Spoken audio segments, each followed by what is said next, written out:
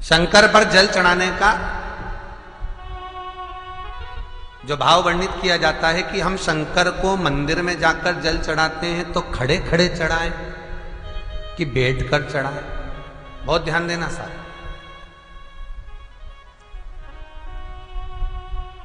शंकर में मंदिर में जाकर हम भगवान शंकर को जल चढ़ाएं तो खड़े होकर चढ़ाएं कि बैठकर चढ़ाएं। अब दो तरह का शिवलिंग है मंदिरों में, दो तरह का शिवलिंग का निर्माण होता है, ठीक है। एक विष्णु शिवलिंग, एक शक्ति पार्वती शिवलिंग। दो तरह का शिवलिंग मंदिरों में होता है, दो तरह का शिवलिंग मंदिरों में होता है, समझ लेना बहुत अच्छी तरह से। एक शिवलिंग वो होता है जो जमीन पर डायरेक्ट जलाधारी रहती है, शिवलिंग रहता है, ऐसी जलाधारी पूरी की पूरी, और शिवलिंग जमीन पर रखा रहता है, भूमि पर रखा रहता है, डायरेक्ट जमीन पर। आप जल ले जाकर चढ़ाए, निकल गया रास्ते से। एक शिवलिंग जो जमीन पर डायरेक्ट शंकर भगवान की जलाधारी और शिवलिंग रखा रहता है, वो शक्ति शिवलिंग कहलाता है। माता पार्वती का हस्त कमल उस शिवलिंग के सम्मुख में, और दूसरा शिवलिंग एक डमरू जैसा होता है। अब वो हम उसको कैसे वर्णन, एक डमरू शिवलिंग होता है, ऐसा उसका स्टैंड होता है, ऐसा स्टैंड होता है, नीचे शिवलिंग रखने की जगह होती, फिर ऐसा होता है, फिर उसके ऊपर इस तरह शिवलिंग रखा होता है। देख, दर्शन करें आप लोगों ने। अब फिर इसके ऊपर शंकर भगवान का शिवलिंग रखा होता है, ठीक है। इस तरह का जो शिवलिंग होता है, एक डायरेक्ट नीचे रखा हुआ शिवलिंग, और एक भगवान जो नीचे डमरू जैसी आकृति होती है, इस पे जो डमरू जैसा जो भाग बना होता है, ये भगवान विष्णु का हस्तकमल है, और ऊपर का जो भाग है वो भगवान ब्रह्मा का हस्तकमल है। इसको विष्णु शिवलिंग कहते हैं।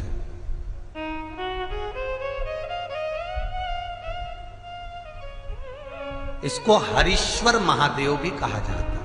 कौन सा महादेव कहते हैं? हरि सर्वेश्वर महादेव। हरीश्वर महादेव भी कहते हैं, हरि सर्वेश्वर भी कहते हैं। तो डमरू जैसा जो शिवलिंग का निर्माण हुआ है मंदिर में, अगर शिवलिंग ऊंचा है, शिवलिंग थोड़ी सी हाइट पर है, ऊंचाई पर है, और डमरू जैसा भाग फिर उसके ऊपर जलाधारी के बाद शिवलिंग निर्माण किया गया है, तो वो विष्णु शिवलिंग कहलाएगा, वो हरीश्वर शिवलिंग कहलाएगा, वो हरिवंश शिवलिंग कहलाएगा, हरीश्वर कहलाएगा। और जो डायरेक्ट सीधे जो रखा हुआ है, 12 ज्योतिर्लिंग के अगर आप दर्शन करेंगे तो कहीं पर भी आपको विष्णु शिवलिंग नहीं मिलेगा, केवल एक नागेश्वर को छोड़कर। कहां पर छोड़कर? जम के बोलिए। केवल एक नागेश्वर, नागेश्वर को छोड़कर बाकी के जितने 12 ज्योतिर्लिंग में शिवलिंग के दर्शन करोगे सब शक्ति शिवलिंग मिलेंगे, सब जमीन पर। आप जितने भी देखेंगे, काशी का देखेंगे, महाकालेश्वर देखेंगे, तो डायरेक्ट जमीन पर जलाधारी बनी है महाकाल बाबा की, डायरेक्ट जमीन पर बनी है, कोई ऊंचाई नहीं है, डायरेक्ट जमीन पर फिर शिवलिंग है। ओमकारेश्वर देख लीजिए, ममलेश्वर देख लीजिए, आप चाहें तो विश्वनाथ देख लीजिए, डायरेक्ट जमीन पर। सोमनाथ देख लीजिए, डायरेक्ट जमीन पर। केदारेश्वर देख लीजिए, डायरेक्ट जमीन पर। भीमाशंकर, वैद्यनाथ, डायरेक्ट। आप वैद्यनाथ जी के लाइव प्रसारण कभी चालू कर देखना, डायरेक्ट जमीन पर, डायरेक्ट। तो जितने भी शिवलिंग हैं सारे के सारे शक्ति शिवलिंग हैं। जो डमरू के भाग पर रखा हुआ है वो हरीश्वर शिवलिंग, विष्णु के हस्तकमल पर जो रखा है, तो शास्त्र कहता है आप शक्ति शिवलिंग का जब जब अभिषेक करें, बहुत ध्यान रखना अपनी जिंदगी में इस प्रसंग को श्रावण के महीने में बहुत ध्यान रखना।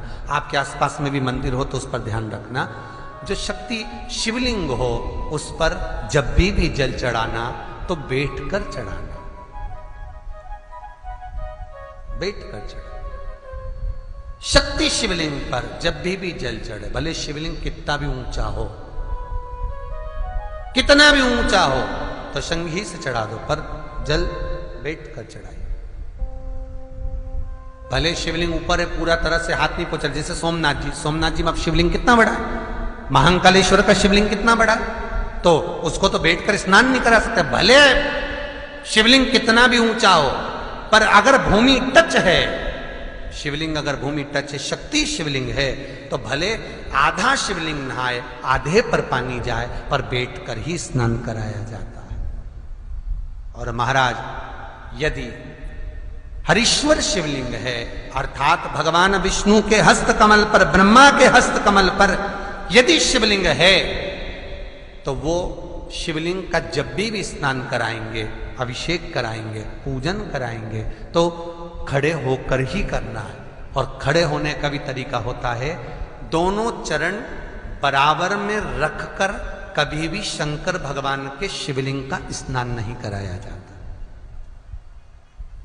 महाराज दोनों चरण बराबर रखकर, अगर हरीश्वर शिवलिंग है, किसी मंदिर में शंकर को जल चढ़ाने के लिए आप गए हो और शंकर को जल चढ़ा रहे हो, तो हरीश्वर अगर शिवलिंग है तो दोनों पांव बराबर रखकर नहीं, एक सीधा चरण थोड़ा सा आगे रखिए और उल्टा चरण थोड़ा सा पीछे रखकर भगवान शंकर का जलाभिषेक करने पर लक्ष्मी जैसे अपने चरण रहते हैं, भगवान शंकर उसी तरह से लक्ष्मी को दौड़ाते हुए अपने घर में प्रवेश करा। लक्ष्मी भागती हुई, अगर जो पुष्टि मार्ग से जुड़े होंगे, जो भगवान ठाकुर जी की सेवा करते हैं, पुष्टि मार्ग से जुड़े हों, श्रीमद वल्लभाचार्य जी से, वल्लभ कुल बालकों से जिनका ब्रह्म संबंध हुआ है, ऐसे अगर जीव हैं, वैष्णव जीव हैं, तो वो दर्शन करते होंगे ठाकुर जी, यमुना जी और महाप्रभु जी का। तो कैसा दर्शन करेंगे? श्रीनाथ जी का दर्शन करेंगे तो दोनों पांव श्री जी बाबा के, मेरे ठाकुर जी के बराबर पर है, नाथ द्वारा वाले श्री जी बाबा के, गोवर्धन नाथ जी के दोनों पांव चरण बराबर। श्रीमद वल्लभाचार्य जी का दर्शन करेंगे तो दोनों चरण बराबर के फोटो में मिलेंगे। पर यमुना जी का अगर आप दर्शन करेंगे, पटरानी यमुना जी का जब दर्शन करेंगे, तो यमुना जी का चित्र का दर्शन करेंगे, तो यमुना हमेशा एक पांव यमुना जी का आगे मिलता है। क्यों? जो वैष्णव ठाकुर का दर्शन करे, श्रीमद वल्लभाचार्य जी के अनुसार भगवत चर्चा करे, उसके यहां यमुना भक्ति निरंतर प्रवेश करती जाए, इसलिए भागता हुआ चरण, दौड़ता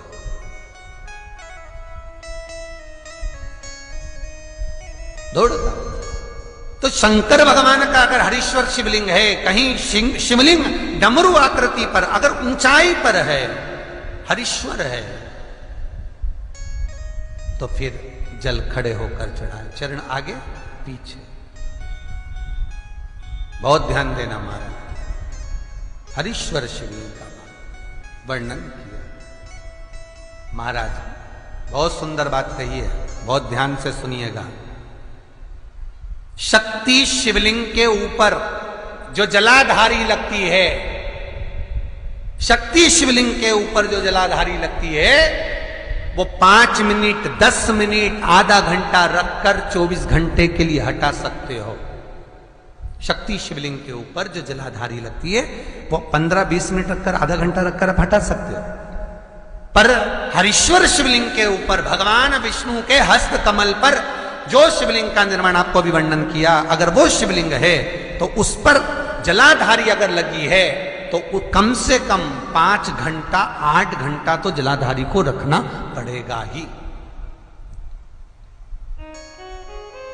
बहुत ध्यान दीजिए महाराज, शंकर जी की प्राण प्रतिष्ठा करते समय, शंकर जी की स्थापना करते समय, शंकर जी को प्राण प्रतिष्ठित करते समय एक एक चीज का ध्यान करना पड़ता है कि हमें कैसा शिवलिंग रखना है, कौन सा शिवलिंग रखना है, कैसे स्थापना करना है, किस भाव का होना चाहिए। शंकर के मंदिर में शंकर जी विराजे हैं, तो गणेश जी, कार्तिकेय और पार्वती की मुद्रा कैसी होना चाहिए, गणेश जी कौन सी सूंड का होना चाहिए।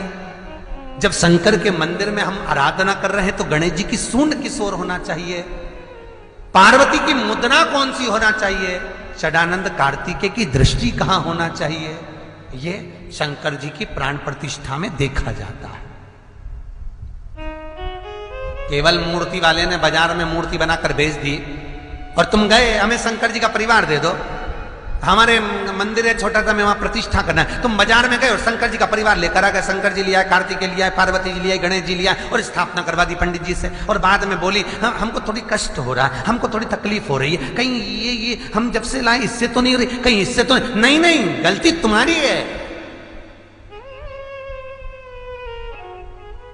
तुम तो बस गई और लेकर आ गई। यहां तक शिव महापुराण की कथा कहती है कि तुम्हारे घर की मूर्ति जितनी पुरानी होती है उतना सुख देती है। आपको पहले भी कथा में कहा, दिया और मूर्त पुरानी होगी चलेगी।